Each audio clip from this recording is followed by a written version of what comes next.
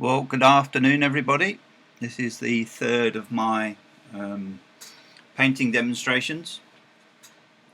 We're just before 2 o'clock, so I'll just wait a little bit, see if anybody else joins us. I'm finding there's quite a lot of interest for these sessions, but not live. Getting a handful of people live, but then quite a lot of people watching them on playback. So it's probably a case that people are busy doing other things and can't commit to joining at 2 o'clock. But it doesn't really make any difference for me because I either paint now live and then the video is available to view, or I do a recorded session and put it up, still taking me the same amount of time. The benefit obviously of the live stream is that I can answer questions interactively, but nobody's been brave enough to ask one yet. So today's picture, as I said in my Facebook post, is a Philip Gray inspired picture. And Philip Gray does a wide variety of paintings, but he is known for his mountainscapes, amongst other things. And this is one that I've picked for today. I can see the synergy between this and Bob Ross, in that obviously many Bob Ross pictures have mountains in, so the techniques that you use for painting Bob Ross mountains can be used here, and similarly the wet on wet techniques for the sky, the blending and the mist are all things that you would do in Bob Ross. So let's get on with it. I should probably give you a bit of background. I'm 48 years old. I live in Burton-on-Trent in the UK. Like many people in the UK at the moment, we are self-isolating on lockdown, so have to find things to do with our day. I am a keen painter. I kind of paint in blocks, so I'll paint quite a lot over the period of say a week, and then I might not paint for 3 weeks, and then I paint a lot again. But one of the things I'm trying to do, make best use of my time and paint a bit more, and also share my experience, because I know from when I started, it's quite intimidating to start painting. You look at your blank canvas and you don't know what to do. And even accomplished artists, I know a few professional artists, and like us all, they're content with their work, but they're very rarely happy with their work. So take from that what you will, really, that we're all trying to get better and improve. I don't claim to be a professional. I'm not even a good amateur, but I am prepared to sort of get stuck in and show you that if you're prepared to give it a go, you should be able to come out with something half decent. So it's today's image. I see this as a number of sections, really. We've got obviously the sky piece up the top, which is blended blues, some purple in there, peach, tiny bits of red. Then we've obviously got that main peak at the back with a distinct light dark, so light on this side to match that light in the patch, darker this side, mist, second range, mist, third range, mist, big range, and then very difficult to see, and I'm not sure you'll even see it in the video, but just here there's two tiny figures, and while there's no detail to those at all, what it's doing is it's underlying the scale of what you're looking at. It provides some context. It's a trick that's used by a lot of artists. You put a couple of figures in your scene, you can then immediately understand the scale of what you're looking at, because everybody, by human nature, knows how big another adult figure is. I'm just going to stick that up out the way. It's not going to look exactly like that. In fact, I couldn't tell you what it's going to look like because I haven't really got a plan other than to roughly follow that as inspiration. Now, to start with, we need our preparation of liquid white. Now, if you've been with me over the last couple of days or seen one of my previous videos, you will have seen this step already. And actually, I've got some liquid white left over from yesterday, so I'm not going to mix that today. But if you haven't seen the previous videos, and basically all I'm doing is I'm mixing titanium white and linseed oil 50-50, and that's just producing a thinner white paint. Okay, it goes quite a long way. So having mixed that 50-50, I'm now going to do a very thin covering over my canvas. Now in my case I use the term canvas loosely because I'm actually using what's called oil paper. This particular brand is Winsor & Newton, but you can get this from most of the other suppliers, and what it does is it simulates canvas, but it's significantly cheaper, and it's also a lot easier to store your pictures afterwards because they're not as bulky. If I was doing a piece to keep, to go on the wall, maybe I'd think about using a a proper canvas, but for these demonstration paintings I'm quite happy just to use oil paper. It's a fraction of the cost. Now I have stored some other colours on this paper, on this plate overnight in the fridge, so I am getting the odd streak of different colour in my white, but given that I'm going to be blending a lot of colour on here anyway, it doesn't really matter. Okay, brush I'm using is just a standard decorating brush that you would use to paint skirting boards or small areas in your house, so nothing special there, and I'm putting a very thin coat. Now if you don't know whether you've covered the whole canvas, you can look to the side, look across your picture, and you'll be able to see the dry areas. That's what I've just done. I've noticed I've missed a couple of pieces. Barely got enough actually of this, but it needs to be thin. If your coat's too thick, then your paint's just going to go all over the place, and if your coat's too thin, then you're not actually going to be blending because it'll be dry. Best way to tell, stick your finger on, and if you can still see bits of your fingerprint through the liquid white, then it's right. Okay, so wet but not soaking. Okay, I'm just going to discard that liquid white. Now in terms of colours, the sky is effectively few different blues and an odd piece of purple, and again I've got a few paints left over from yesterday, so what I'm going to be using here is French ultramarine blue is the main colour.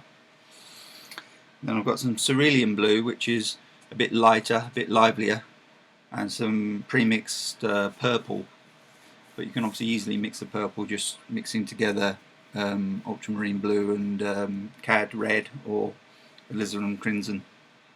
Okay, unfortunately I can't show you my palette and painting at the same time because I've only got one camera, but if things take off I might look at getting a second camera so you can see my palette at all times as well. So we're going to dig right in. I'm just wondering whether it might be useful to put my reference somewhere where you can see it. I'm just looking at my camera. I think I've got a little bit of room just here to the side of. So that's just so you can get a basic idea of what I'm doing. So I'm going to go straight in with the ultramarine blue, straight out the tube, and just add a tiny touch of purple to it, which will just give me a slightly different shade of blue. I want quite a lot because I'm going to do this dark area up in the corner. Okay, so let's just get in there and get some colour on, and then we can work out the detail of it afterwards. Okay, now again, I'm not looking for a complete I'm not looking for a colour match. I want to try and get the tones the right shades, but I'm not that interested in getting exactly the same colours. I'm not trying to copy this, I'm just using it as some inspiration really. Now notice here on this side it's darker, so I've just got myself some burnt umber and then put that into the blue, give me an even darker colour. So this is quite an angry colour, and it's also significantly darker. So I'm just going to put that and bring it in like on the reference, but make sure you preserve that area there, because that's quite central. It's quite a central focal point, that brighter area. Don't worry about the blending at this stage. Just trying to block in the colours where we think they belong in the sky. And a little bit of an angry area down here. Okay. Good. Then I'm going to keep the same brush. Just give it a wipe with a paper towel. Go into this cerulean blue. I don't use cerulean blue very often. It's usually used for like happy skies. It's on the happy side, the blue, but I can definitely see it in this picture of Phillips. So I'm just going to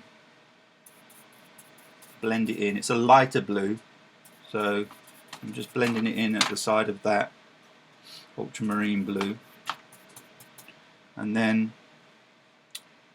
I'm going to wipe that off.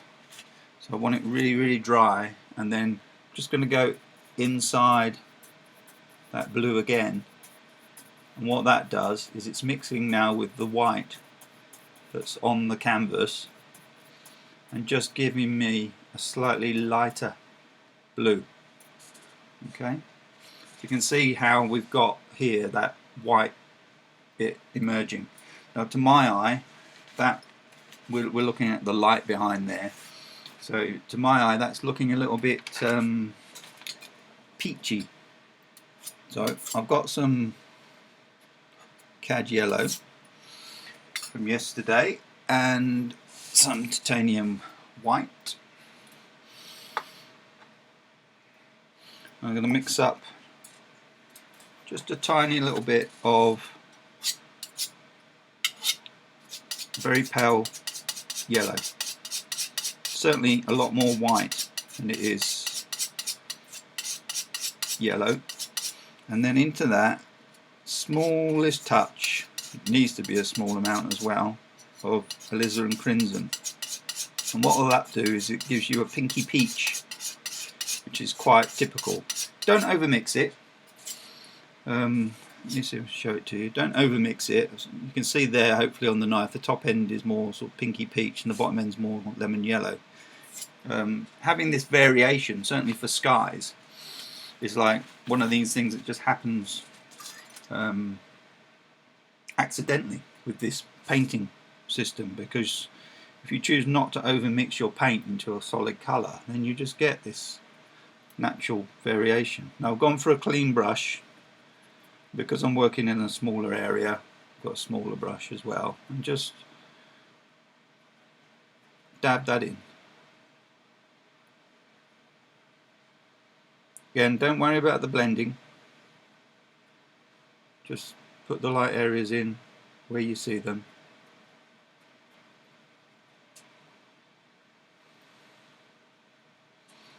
Okay, fairly happy with that. A little bit, just looking at the references, a little bit over here, and then there's quite a lot as we come down into this area here.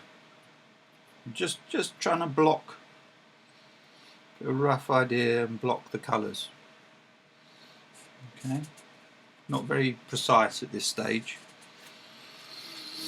Okay, so you keen-eyed amongst you will have noticed that I've kind of left a little bit of a peak here for this first mountain. Okay, so what we're going to do is we're going to put the mountains in like Bob would put them in, and the first stage of the mountains is kind of all about the edge really. because you want to get a good edge. So I see those as a sort of a brownie blue. So I'm going to go quite heavy, about 50-50 mix of ultramarine, burnt umber. It's giving me quite a dark colour. And then using the usual bob technique of pulling the paint out and then striking across it to get a roll of paint. You know, I've got a roll there. I'm just going to go in and put the shape of this mountain in. Now, because this mountain's quite small, I'm not working on a very big canvas today, I'm probably just going to use a small area of the knife here, because that is not going to give me much control. Works in exactly the same way. So what I'm going to do is I'm going to go for this area of contrast here between the light and the dark. I might do mine a bit darker actually, because I like the contrast. And I'm just going to begin to scratch in the indications, just the very small indications of a mountain.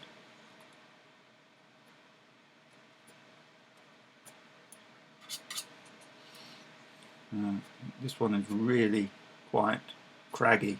Glad I'm not trying to climb it. And then we've got sort of the indications of some peaks going over there. Now you'll notice here we've got like a solid ridge on this side, so I'm going to try and replicate that by just doing a fairly solid downward line on this side.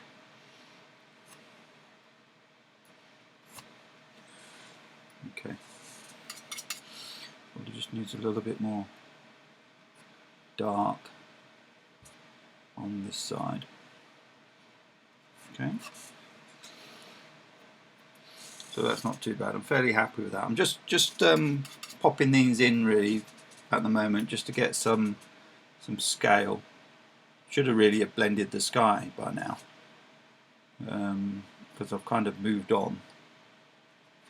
Just want to show you a little trick that an instructor, Bob Ross instructor, taught me, which is if you want to try and change your peaks, if you just put your knife right on where the peak is and just mudge it around a bit, so this was a term that she used, just makes it a little bit more random and craggy. So again, I wouldn't overuse that, but it seems to work, and then that's just going to disappear off into nothing. So I'm fairly happy with those two peaks. Yep. And what I'm going to do now is find my blender brush. I did speak a bit about the blender brush yesterday. It's probably the most important brush in this technique. It's got to be really, really soft. So this, if you're a lady, this is like a blusher brush.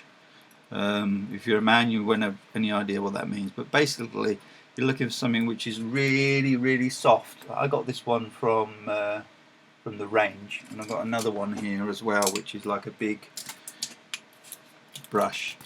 Very flexible and very, very soft. The idea is that you're going to be able to just stroke the surface of the canvas.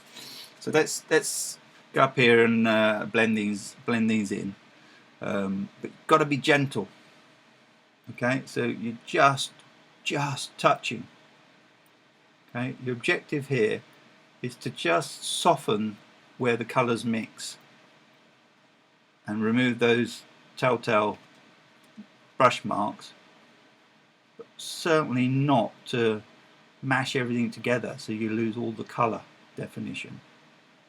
Okay, it's actually quite nice for skies because you sometimes get these sort of cross strokes,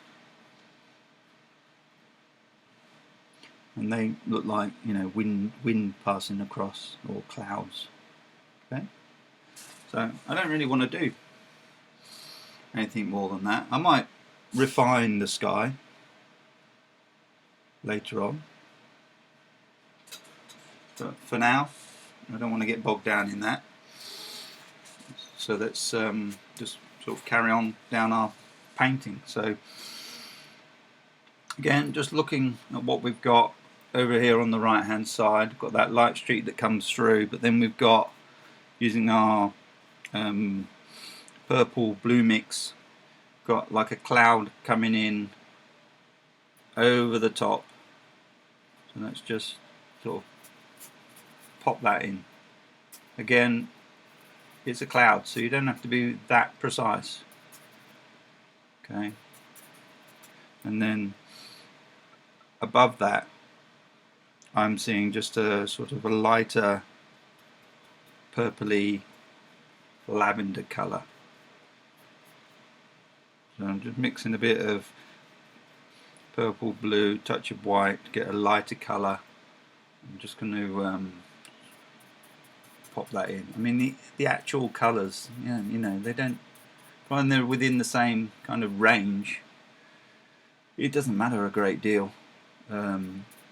You know, you can get precise about colour when you get confident about painting. Now here we've got quite a distinct ridge. It's there's not a lot of definition to it other than it's darker. So I'm going to go back to my blue and brown and just sort of indicate in a ridge. Again, only really worry about the top edge. Just scratch that out.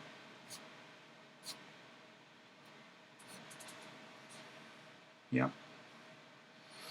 And then here, I made that a bit longer than it is in here, but here we've got like an upwards.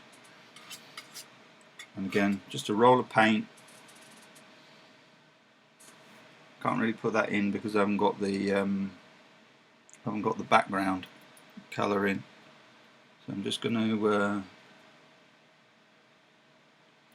just put in a bit of purple and blue and what have you, just in behind there.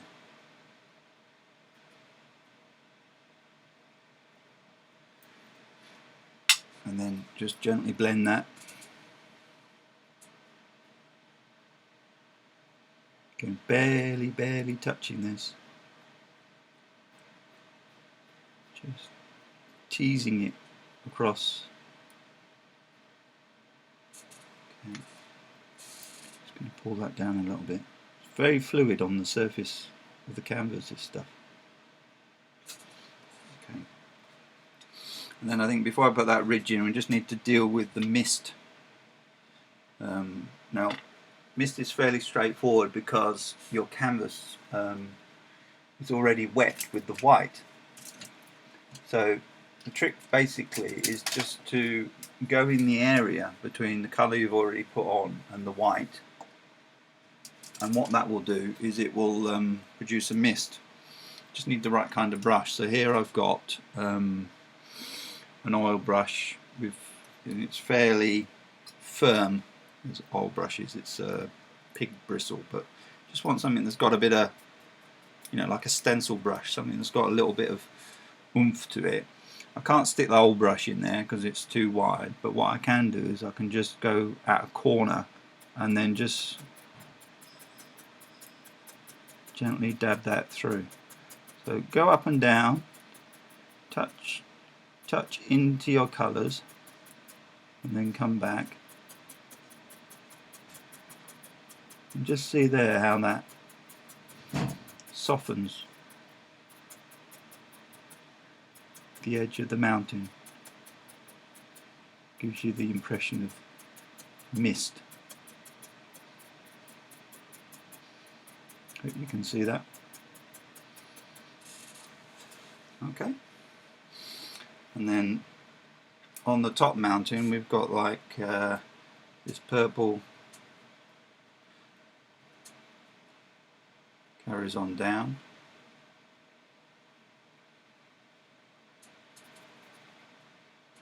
Into here. And that's about it because we've got this other peak that's coming up. But what I can do is just pull some of these colours down here and just put a layer of mist in, ready for the next layer of mountains. So again, I'm just very gently tapping. Be careful not to ruin your edges.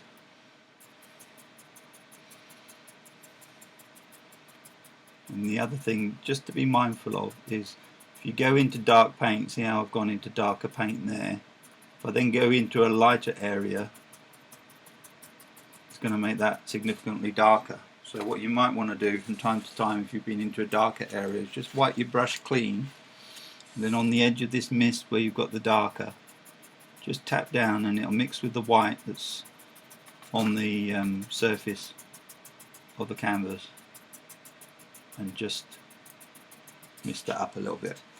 Okay. But now we're going to put in some mountains over the top. Okay, so where were we? We were just here.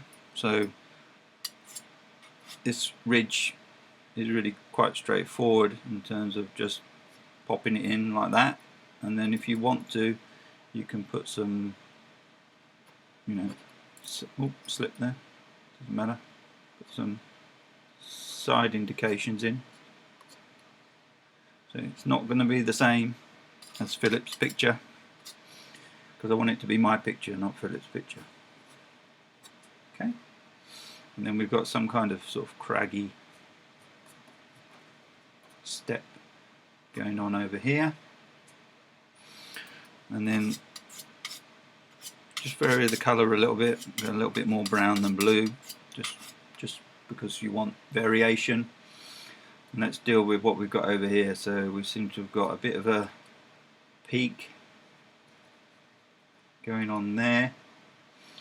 It's actually a ridge that sort of goes off to the side, and then it's like a range that comes towards us. So just a series of peaks and then quite a sharp drop this side. So again, at this stage I'm only just blocking in where my peaks are, with a view to dealing with the detail afterwards.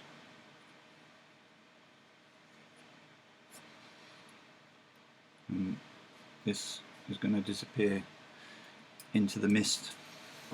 Okay, so notice it's deliberate here that I've just done a different colour just to try and break it up, but you can already see, if you've got a little indication that this ridge and that ridge might be the same.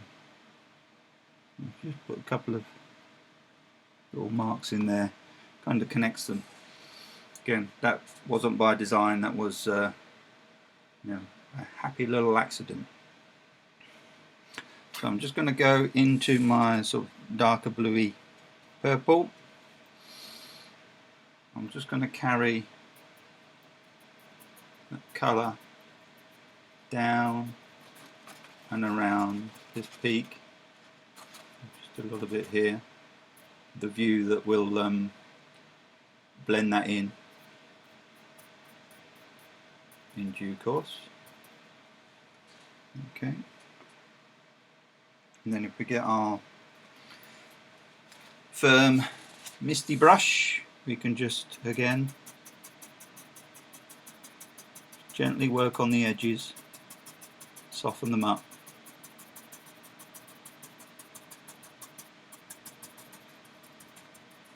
Soften them up.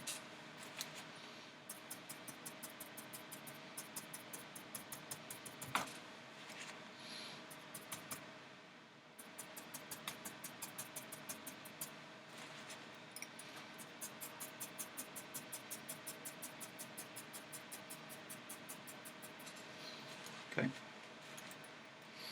Now,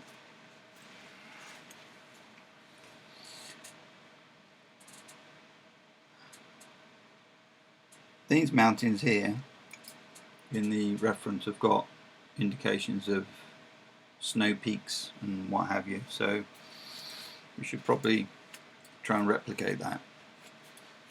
So if you just get a touch of titanium white and put it on the small part of your palette knife, what we're going to do is just sort of touch some of these ridges and see if we can get some snow going. You kind of want to bounce this across your canvas, it takes a little bit of, it's not very easy to explain for one, and it takes a little practice, but basically you just sort of touching the edges and dragging down. It will pick up all those different types of colours, make them look like mountains. It's a nice one.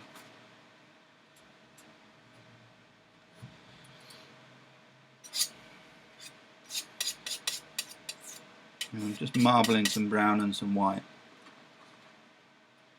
I'm just going to picture in the way, just pop in what the indication of a ridge or something going over there. It's got quite a dirty edge on it, this, so I'll just tidy that up.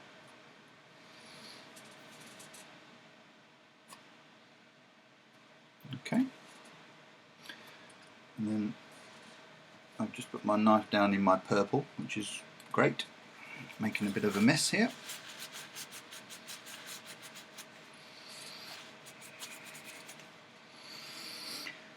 Clean up, and then all we're going to do is just mist this out, just to soften it up.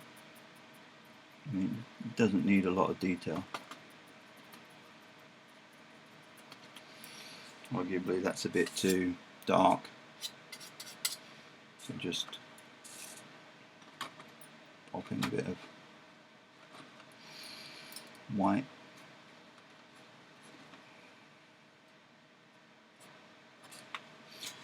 Okay, so let's deal with the range over this side. So I'm going to use the Bob Ross technique for this. I'm going to get my big brush. I say big, it's not that big. Just wipe it off, make sure that I haven't got any of the previous colours on there. And we just need to think about how our mountains are working. Clearly this ridge is, we're looking at the face of it, so just pull that down, get up to the edge and pull the dark down. And this one here might come across in front, or it might not.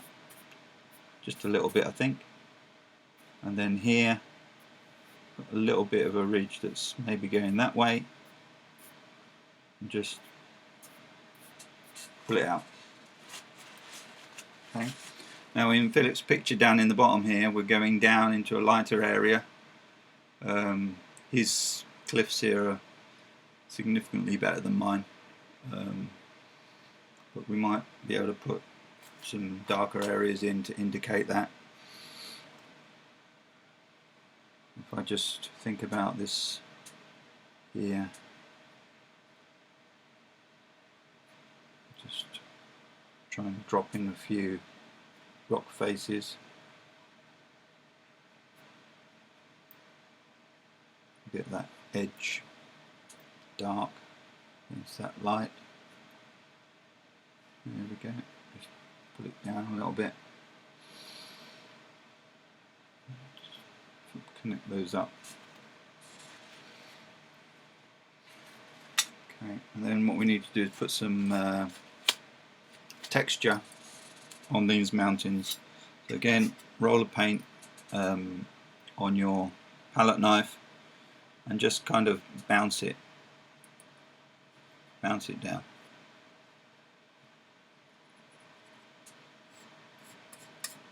Don't think about it too much, just sort of let your knife just bounce across and it'll look like snow. I'm just trying to get that that break. I struggle with this because I'm left-handed. All the tuition's usually right-handed and I don't hold the knife in the same way, so if you're thinking I'm holding it cockeyed, you're probably right. Just going to put a little bit on the far side of those peaks and just push that one up a little bit.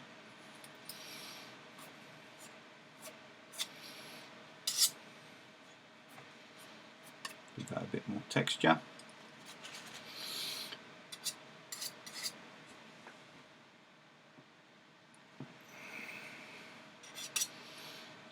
these areas here, I'm just going to sort of pull down some white just to indicate we've got some downwards motion going on. And then I'm just going to mist this lot. Didn't clean my brush then, so I've now got a brown blob.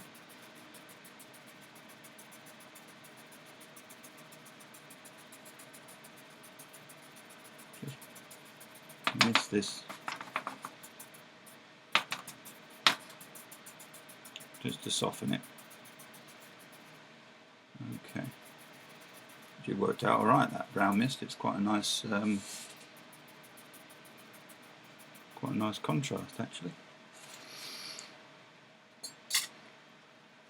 Not really liking this this area here, so as on the reference there's some sort of snow sort of nestled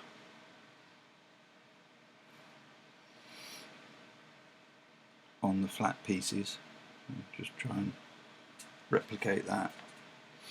And I just noticed I managed to go over my line, so we'll just clean that off.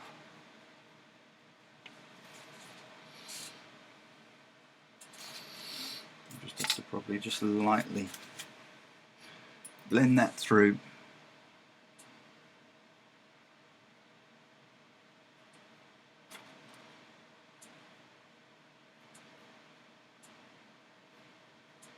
There we go.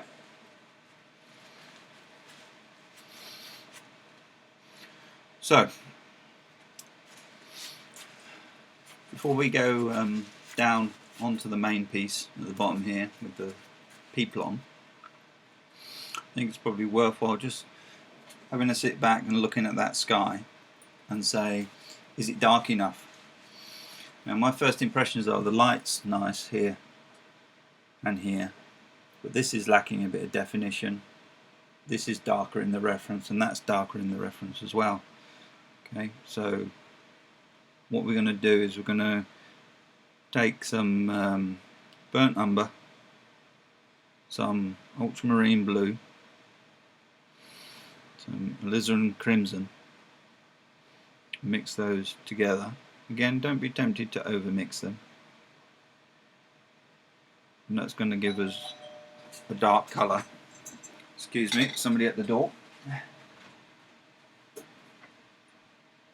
Can you just leave it, please? Thank you.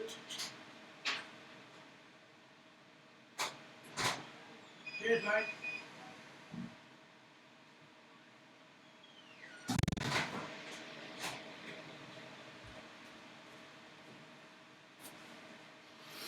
Sorry, had a delivery. So, as I was saying, we've mixed ultramarine blue, alizarin crimson, and burnt umber together and produced a really dark colour. Gone for a small brush because I just want to be careful with this. Start up in the corner here, because having the dark corners is not going to do any harm. Make sure you reload your brush, because the paint's always mixing and it will get lighter. Now that can be a good thing, but if you're trying to get dark colours, it's not necessarily a good thing. But let me show you how it is a good thing. So I've got my dark colour, apply it on the edge here. Now it's already mixing with that purple. Okay, so I'm just being quite random, and now I'm going to just come into that light area to give me a bit of contrast. See how it's automatically getting lighter. It kind of does the work for you. It's automatically giving you dark to light.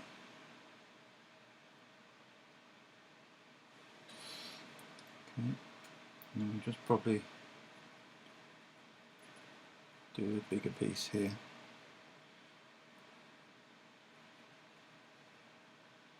Be careful not to get too carried away.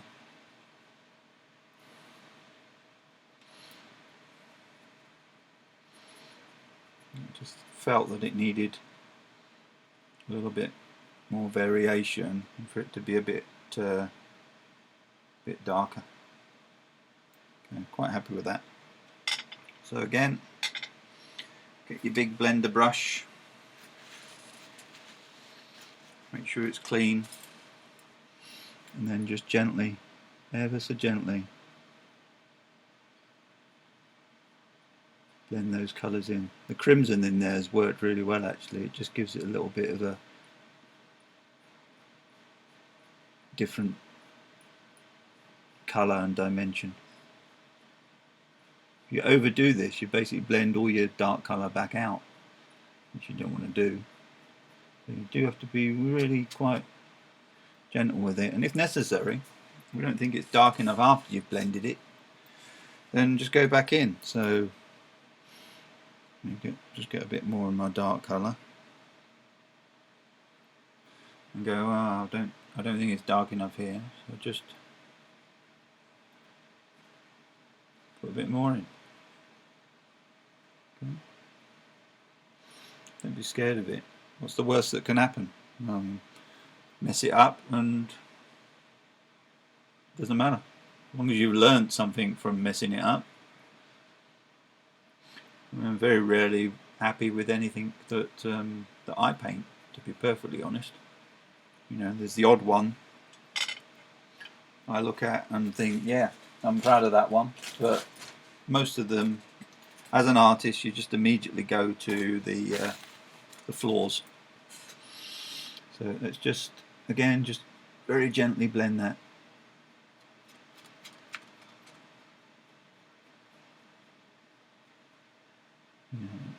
Almost straight away you can see different kinds of layers of clouds forming, and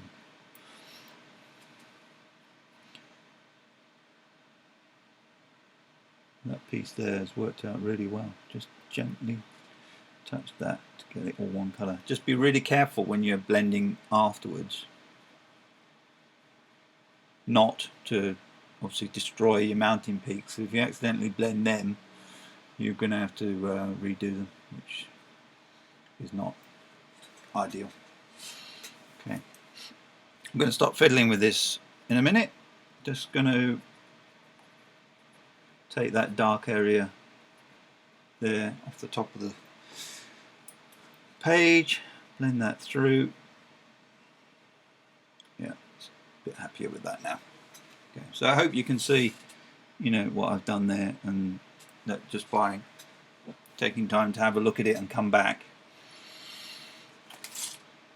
I've improved it. Well, I think I've improved it anyway. Okay, so one thing I'm not happy with, just having a look, is this peak here, because it looks a little bit odd. I think I'm going to match the other peaks here and just put a touch of snow on it. Okay, just put a touch of snow on it. Yeah, I'm happier with that now. Fine. And this peak here isn't that well defined either, so again I'm just going to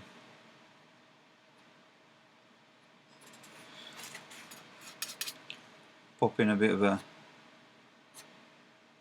sharper line and then highlight that as well. Okay, good.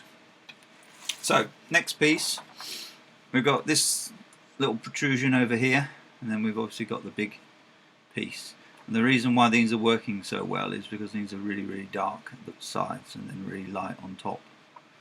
Okay, so get our dark colour. They're more browny at the front here, because you know rock is. So let's have a think where we're going to put it. I want to make the top white, so you need to not put it into much of a dark area, and then you need a sharp top and a sharp edge.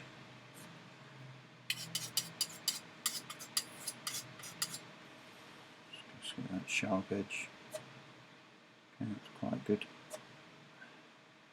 And then sharp top, it just falls away. On this one, kind of just disappears into the mist.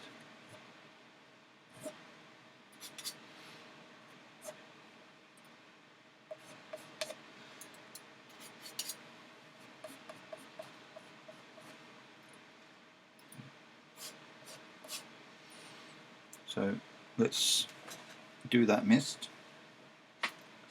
You look, it's pretty dark. It's as dark down there as it is up the top. So get your dark colour, get that in, and then it kind of lightens up as it goes up here. It's not dark enough in the corner. I don't want to go too far because we want to build this big ridge, and we need to just blend this. You're seeing a bit of green in there,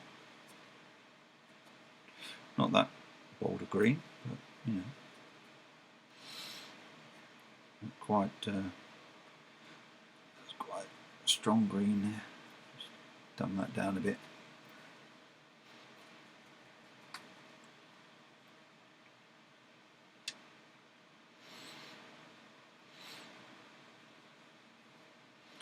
Just mixing more of my dark. So again, to repeat myself, French Ultramarine, Burnt Umber, Alizarin Crimson. Just gives you a sort of dark browny black. Just going to pop that in down at the bottom. And then here, this is definitely a little bit greeny. It's not a strong green. Phthalo green, which I use, is so strong. It just looks like the Northern Lights have landed. I'm just going to pop in a little bit of dark here, and then just dry my brush, work that down a little bit, dry my brush, work it down a little bit, dry my brush, work it down a little bit, dry my brush, work it down a little bit. Okay, so it's kind of just getting a little bit lighter.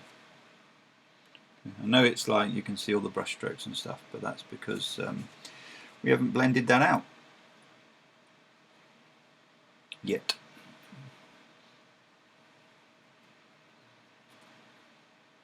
Okay, and then against this edge here, I'm just going to put a distinct light colour so that the edge stands out. Okay, I'm still seeing some green in here and up into here. I know that looks really strong, but you can just temper it with the darker colours. Don't worry too much about that.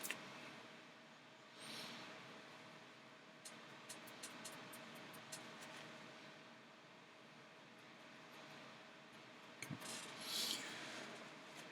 Right, so that's that little piece. Need to highlight it yet, but I just want to get this piece here in, specifically this piece, which kind of come a bit too far over, so I might have to join it up. But what I want to do is get my dark colour and just put in the indication of where that ridge is going to be. It kind of just comes across and then down. Just getting that dark area in.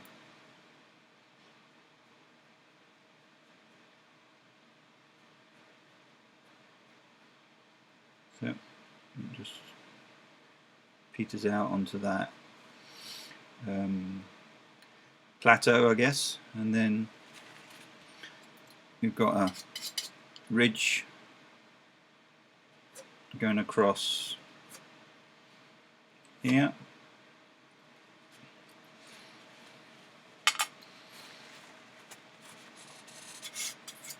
and then another ridge kind of over here.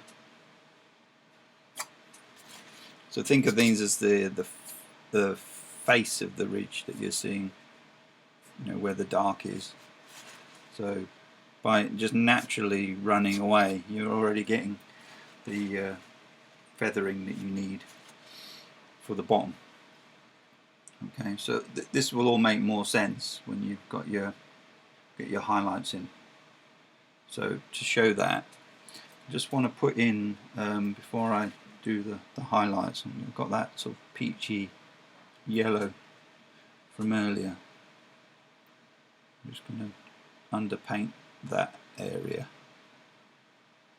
which is where my ridge is going to be.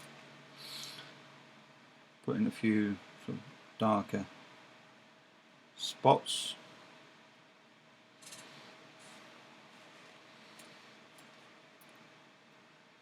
And then we'll highlight that and get some of my white.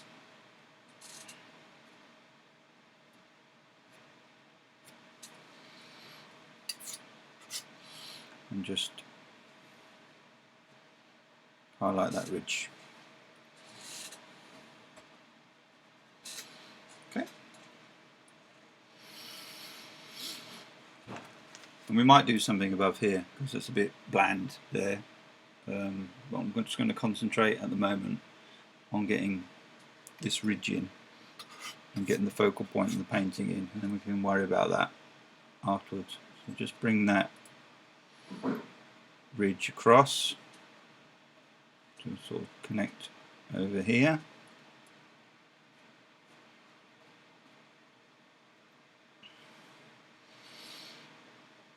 And what I might do is just put that in there, which will in effect put that peak behind.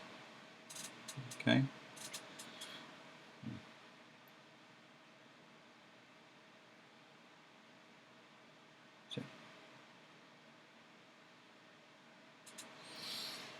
Good. So I'm just going to do a bit of marbling. So if you take some of your dark colour, so I've got blue and brown, and just pop it into a bit of white, but don't over mix it, and then just bounce it across the canvas, and that gives you quite a nice background, you know, for the rocks. And then what you can do is just highlight it over the top.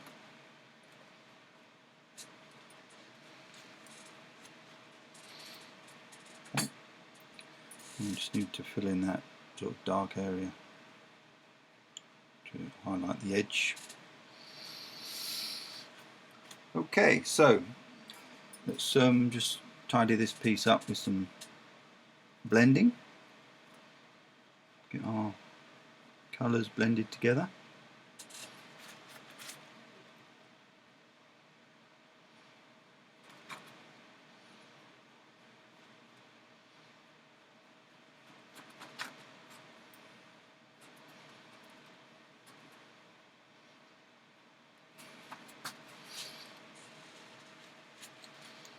And then we need to just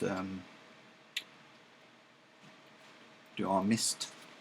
So just soften these areas where they go to the mountain. Give that indication of mist. So it's much darker down here. But it still applies.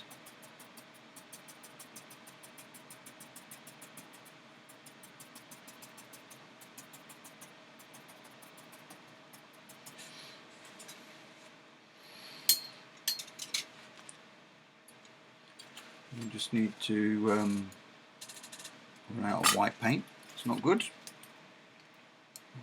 A bit more titanium white. You just need to highlight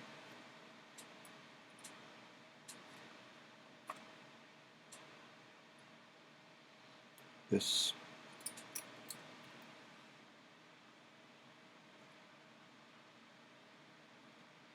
And what I'm doing here is just, because I want, there's quite a sharp line there, I'm just scratching that in.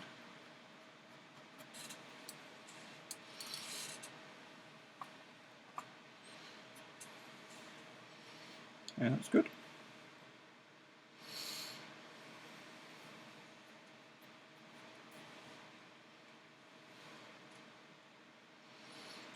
Okay, so let's get this in.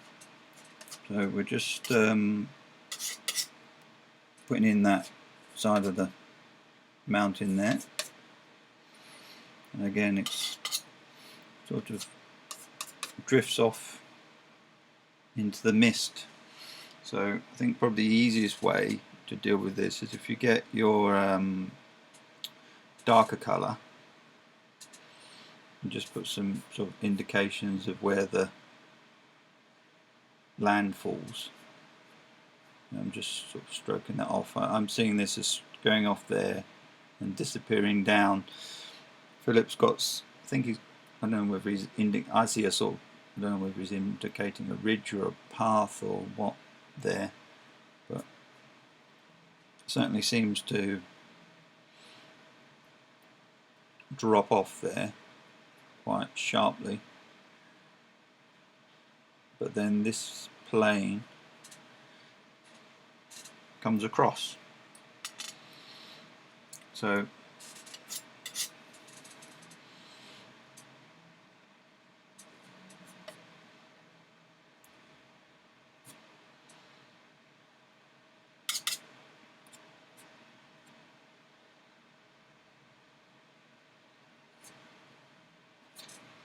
much darker in there than I've got it. So just sit back for a minute and look at it, and I want that piece here to be significantly darker. So I'm just going to mix a new batch of my dark colour. Don't need much of it, but I just want it to be pure. So burnt umber, ultramarine, alizarin crimson. Mix that together. Nice dark paint. Get it in here.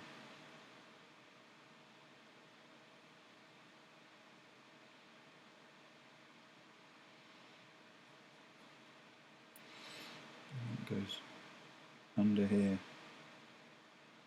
into nothing. But this bit is quite strong.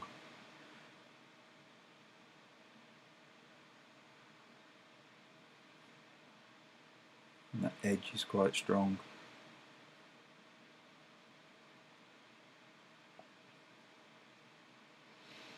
Okay, so from that we can determine that's bigger than in the reference, but I think our little people are going to be up on the top here, so just need to be mindful of that. We need some contrast, so against that light area there should work quite well. If I wipe this and put them right on the tip of that, I think I'll get the effect that I'm looking for. So let me just put this in as white.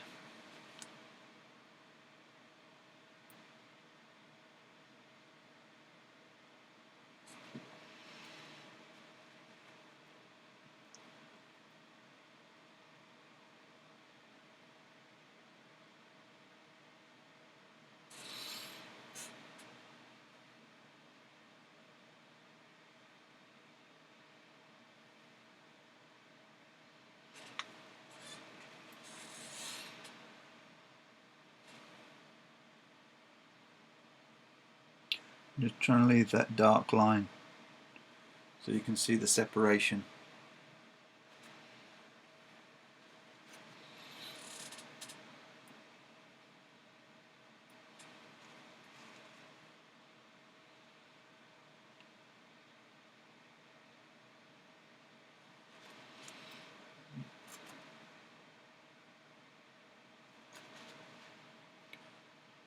some texture in this front face here.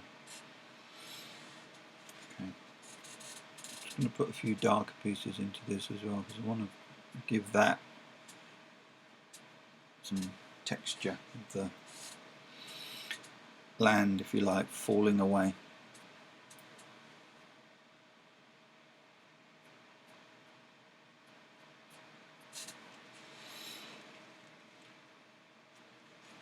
Good. Then down in the bottom here, give some indication of some rocks.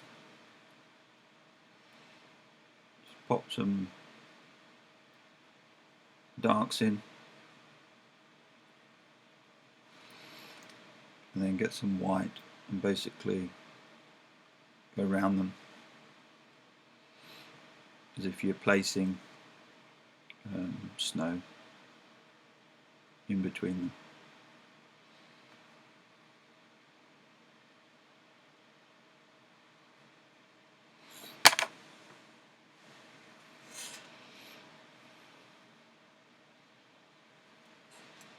I'm not overly happy with this piece, I have to say.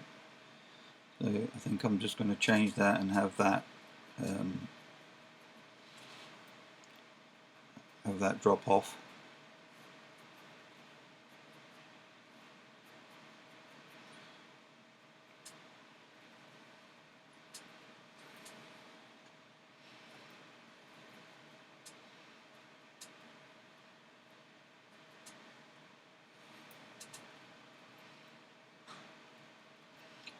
So drop away, and then just blend that.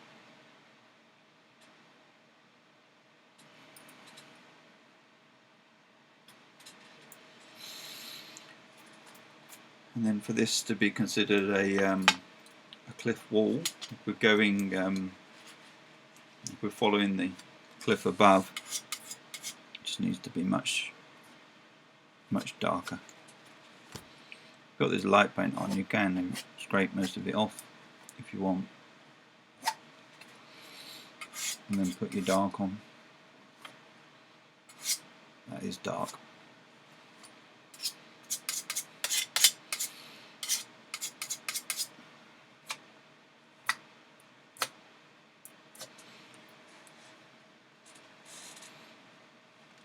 It's quite good actually.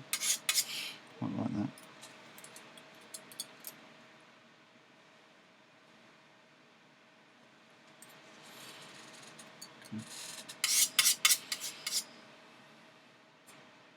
Certainly gives the impression of a deep, foreboding mountain.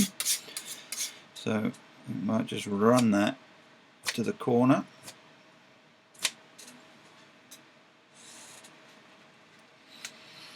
Then place some dark in here. And then using our palette knife technique, just layer some snow on top. So again, blob of titanium white, scratch it out, cut a roll, and then just bounce it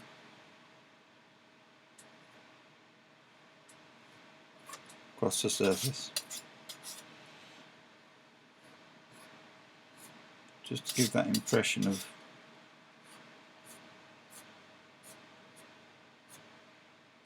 fallen snow.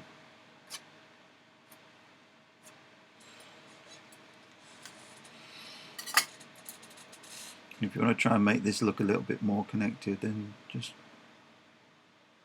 drag bits of it up, like blend it in.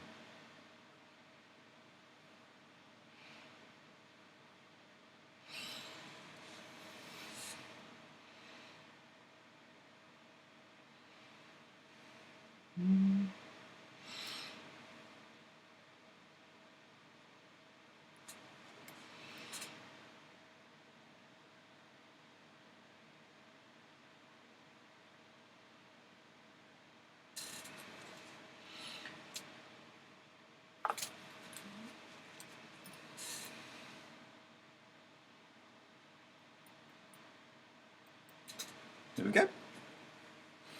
It's good. Let's have a look at our reference.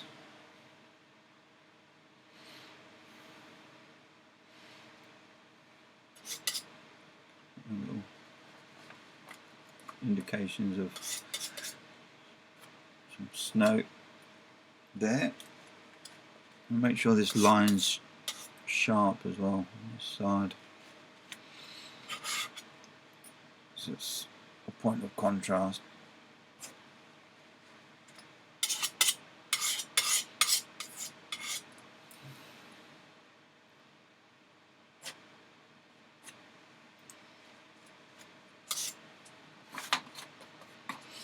Okay. So I'm fairly happy with that. Just take a look at it. And just a few areas that look a bit disconnected. So let me get my dark paint here and see how this just seems to be floating. Pull that in. And it might be nice just to pop in a little ridge here. Just give another layer and just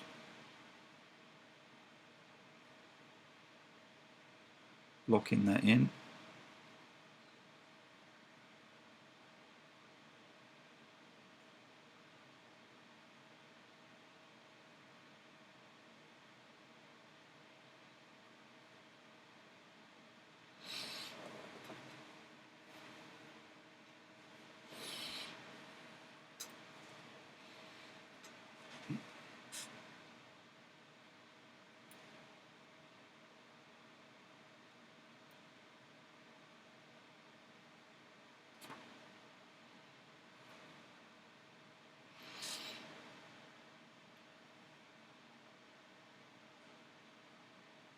And that a bit darker.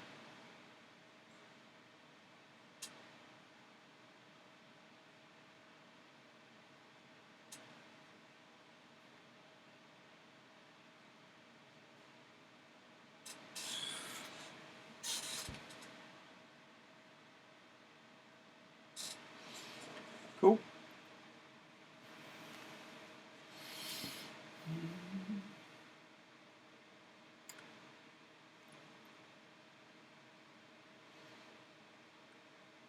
I think I'm fairly happy with that, but I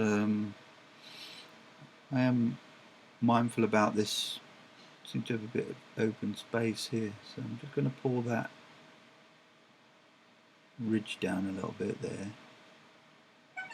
Bring this ridge down a little bit into this space.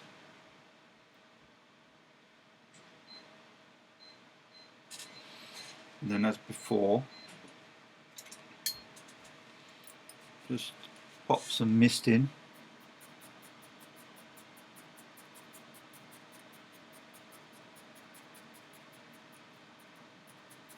I've got a couple of elements in my painting really that are a little bit too far apart.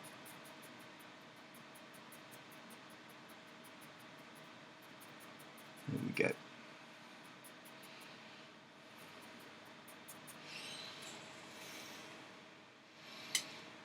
And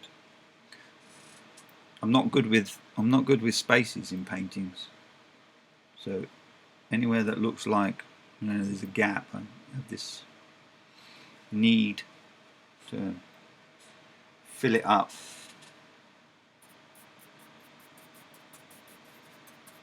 All I'm doing there is just making that little area just a little bit darker, and then just misting it out. Just looks slightly better, I think.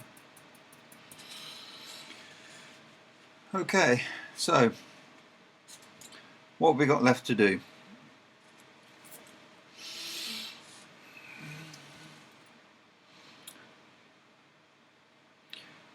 Two things I can see.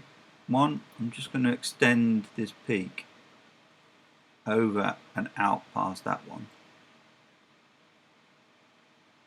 and just pull it a bit further this way. And that just disappear off.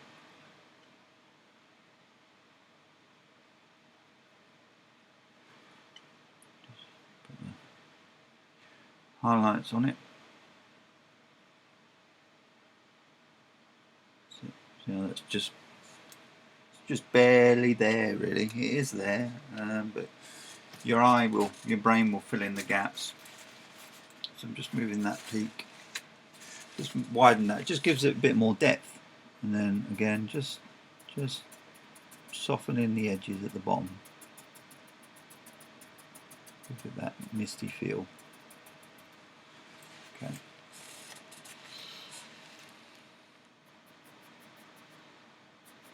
Just do that there as well, just to suggest that peak is going over there.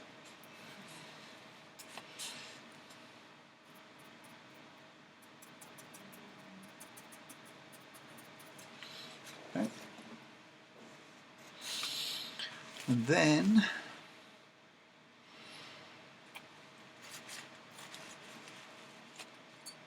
I just want to break this area up a bit. I like the way that this piece comes round. So I'm just going to extend that a little bit.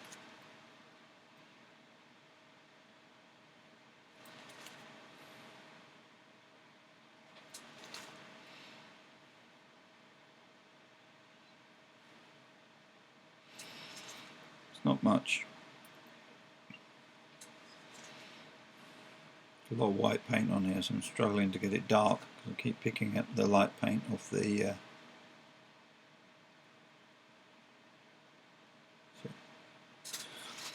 and again, don't want any sharp edges, so I'm just going to mist that in.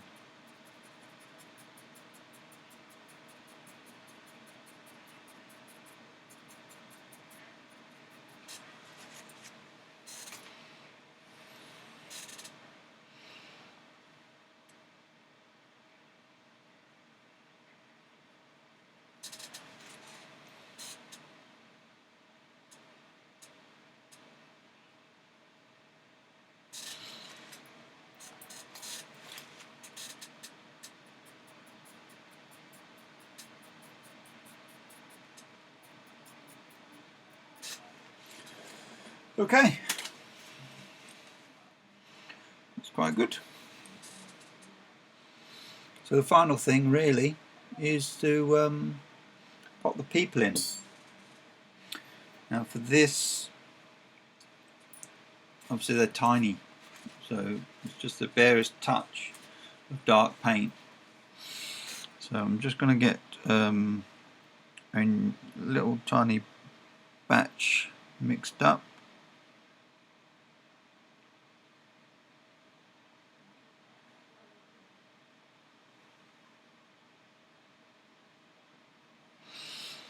And then moment of truth, let's pop these figures in. So I'm going for this little piece of ridge here. And literally this is just going to be a touch. There's one. Probably can't see this.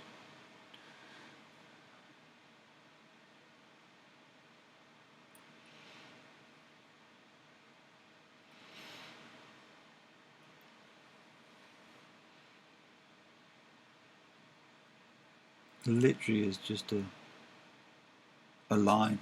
That one hasn't worked at all. It's ended up fat. I'm just going to blend him out, put some white over the top.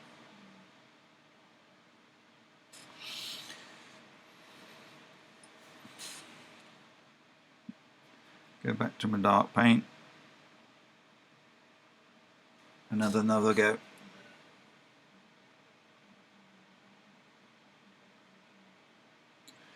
Okay, again, that's huge. That's not really working.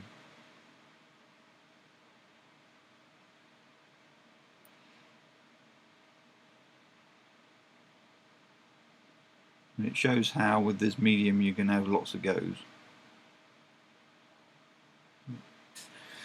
But just because you've got lots of goes doesn't mean you can get it right. Looking at the time, it's 3:15, so we've been at this a while. I need to wrap this up. Thinking if I've got an alternative for the little guys. What I'll do is I might just try scratching them in actually. Let's try and scratch them in, see if that's any better. Right on the edge. No, scratching them in doesn't work either. Let's try a cocktail stick.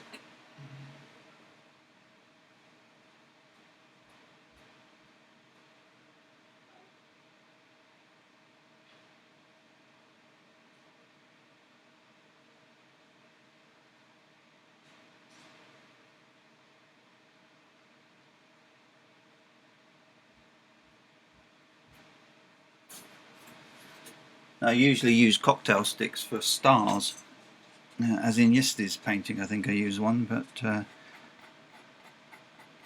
I'm just going to try and scratch in a couple of dark sticks. Not doing very well here.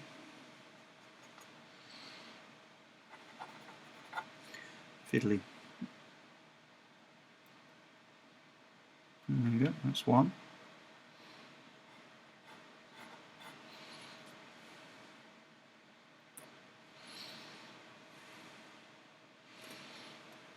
Okay, that's two. Not sure how man-like they are. Looks like I've just put a couple of scrapes in the snow.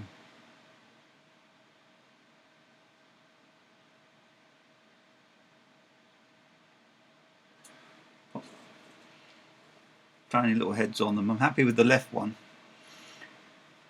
but once again the right one is too fat.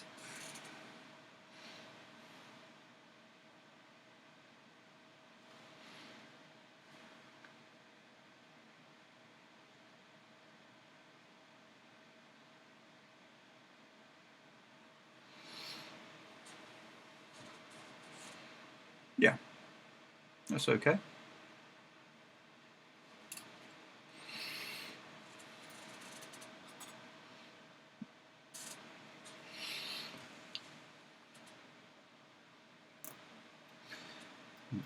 Philip spends months doing these pictures. I've only had an hour. He does his dry, so he waits, lets each layer dry, so he'll have many paintings on the go. It'll only be doing little bits to each one.